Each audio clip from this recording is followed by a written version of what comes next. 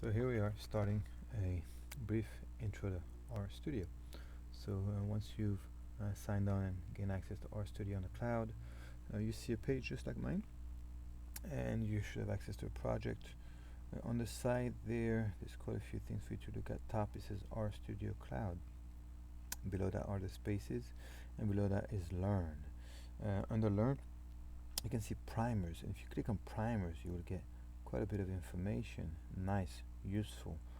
It's divided into small chunks. There's also cheat sheets available for you to look at should you want to take this a bit further than what we're doing in this first video and early in this course. So I'm opening up a project. Hasn't been named. It says Untitled Project on top, but I'm doing this so that I can have access to the R console, the RStudio console. So now I have my RStudio console, and there's a bunch of things I can do, and I'm going to go right ahead and start working with this. I press enter just to clear my screen if I have something there, and I want to be able to go ahead and do some calculations. So let's treat RStudio as a calculator, and yes, it can do addition. 1 plus 1 is going to do exponentiation this way, so 2 cubed is 8. It's going to do 2 to the 10th power is 1024, so it knows how to do exponents there for us.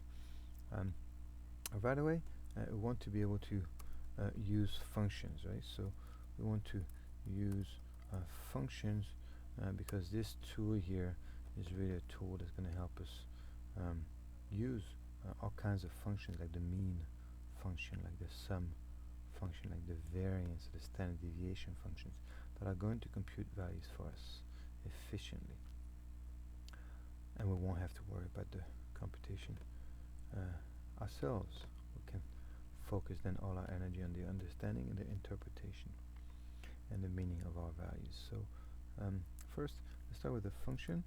Say there's a function called factorial, and so first thing I can do with this function called factorial is I can press enter, and when I do this, it just gives me some words. So function parentheses x gamma parentheses x plus 1, and then some other cryptic code there, bytecode and environment. We won't worry about this so much, but just so you know that when you type the name of a function, like sum for instance, then it gives some details to what that function does and how it works. Can do the same thing for mean, for instance, and then it gives me information as to what the function is and how it works. And so, for instance, I can do the binom. I can just type enter, and it's going to give me more information here on that function. So that's the first thing you can do with a function, is just type its name, press enter, and some information comes out. Second thing, we want to know that when we type a function, so let's focus on factorial again, if we put parentheses after the name of the function, then the function likely requires some input. So if we put a value in there, so factorial 3, that's defined mathematically as 3 times 2 times 1, so it is 6 in fact, and we get a response then, factorial parentheses, and now if one factorial 6 for instance, we get 720. That's 6 times 5, that's 30, times 4, that's 120, times 2, times 3, that's 360, times 2, that's 720, times 1 is still 720. So 6 times 5 times 4 times 3 times 2 times 1 is factorial 6, and it's 720. Great. So we're able to use a function. The third thing with the function, so first type its name, we do get a result, right? So factorial, the result we get is just information about the function. Second, type the function itself with a number in it. Factorial 5 is 120, 5 times 4 times 3 times 2 times 1, and you can check the result is 120. And the third part is, if we put a question mark before the name of the function, then we're going to get a lot more information. You see, when I do this, it loads up some information on the right side. So I was under the console, and now under help, side, it gives me some information. Let's see what it says.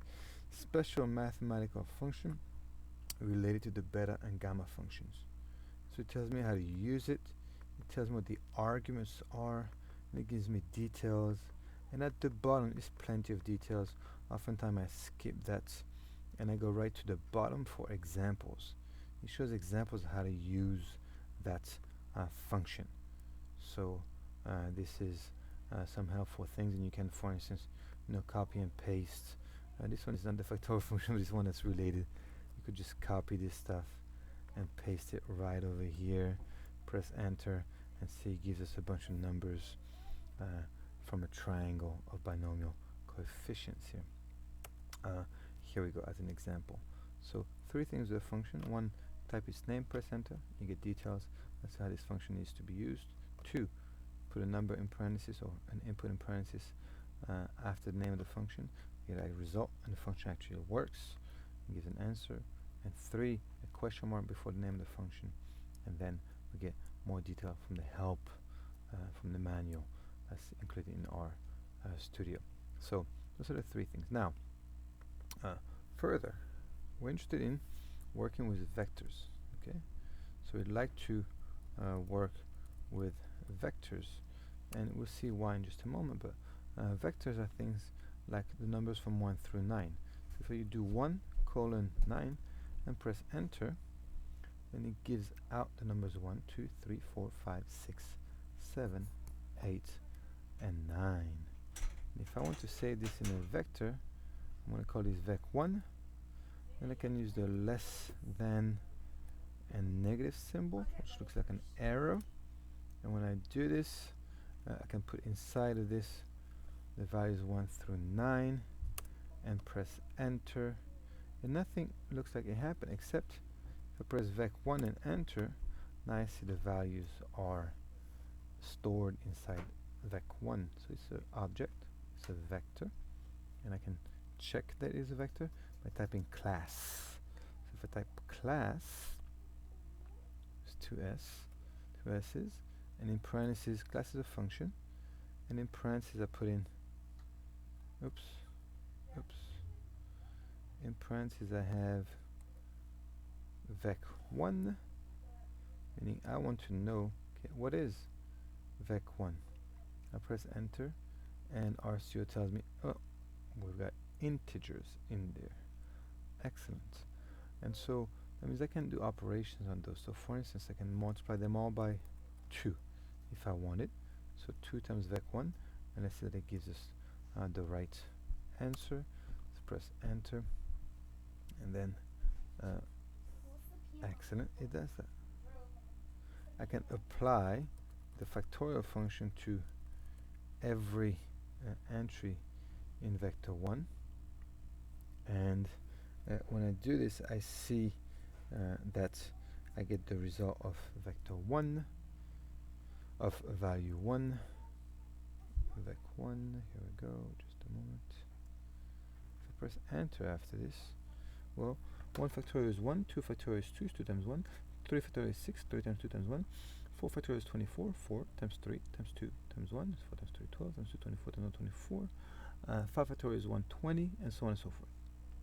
So it applies the factorial function to every element of this list of numbers, 1, 2, 3, 4, 5, 6, 7, 8, 9. So what if I want to add them all up? It means summing them. So I can use the sum function, and sum of vec1 is 45. If I wanted to know how long my vector is, I would ask for the length of the vector, and the length is 9. So if the total is 45 and the length is 9, the mean should be 45 divided by 9. So let's just ask the mean function to do it for us. Mean, and then it's vec1, and here we've got the mean value. And so this is really great. This is something we can do very efficiently. We can also find the variance called var of vec1, and the var of vec1 is given to us as 7.5, and it's found for us instantly. So we can work with vectors. We can apply functions to vectors, and so far this is great. Now, to get to the question we worked on, and so working with data. Okay, so how do we work with data? First, inside RStudio, some data sets. There's a good number of data sets that are available for you immediately. So, for instance, one of them is called iris.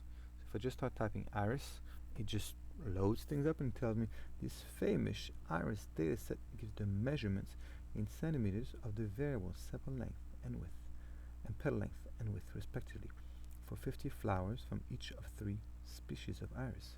The species are Iris setosa, versicolor, and virginica. So that's for iris. If I just press enter here, it's going to give me a whole bunch of numbers with some types. So that's not helpful. But if I want to know what's in this data, what is it organized like, I can type str for structure of iris, str of iris, and I press enter, and it gives me information. It tells me there are 150 observations of 5 variables, and it gives me the variable types, which is very helpful.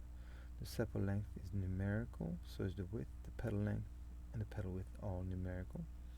And the species, that's a factor, so it's categorical, and there are 3 levels. Okay. So as far as the level of species are as we were told.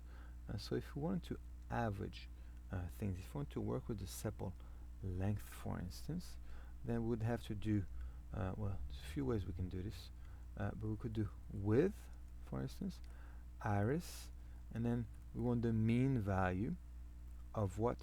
Of sepal, sepal length. And so if we are saying, give me iris, take the iris data and compute the mean of sepal length. And if we press enter, we get 5.84. Now, this is good because it did it for us very quickly. If I use my arrow up, by the way, I don't have to retype the last thing I had. I can just really just edit my last line. So I want to switch to sepal width, and this works well. It gives me the mean value at once. Now, one objection we would have is that we have 3 different species, so we might be interested in getting the mean value for each group of species. So then the question is, how do we do this? Okay, so we have to group our data by species, and then once we have them grouped, we want to get the mean for the individual groups. Essentially, that's what we'd like to do. So let's see if we can do that. Right. So we're going to do this in this way. So we're going to call it iris data. Okay. And then we're going to say, well, this iris data would like it to be split by. So we want the sepal length, but we need to separate it by species. And then we want the mean. Okay? So this is saying take the iris data, and from the iris data we want the sepal length, but we want it to be separated by species, and we want to compute the mean. If we do so, press enter, then nicely for us is that it gives us the mean value of sepal length for the group setosa, 5.006, for the group versicolor, 5.936, and for the group virginica, 6.588. Notice we computed the mean for all of the irises earlier. It was 5.84. So some questions could be, we could ask some questions with this as to how far off are the mean value from the overall mean, and how many standard deviations, and could we compute some confidence intervals, and so on and so forth. A number of questions come up. So this answers a main question here. We're able to work with data. So as far as the data for the iris data, if I type dim, the dim is a function. It takes a data set, iris, I press enter, it gives me the dimensions. So 150 observations of 5 variables, 4 numerical, 1 categorical, and can operate on the vectors contained in this data in a number of ways. So this ends our first introduction to RStudio.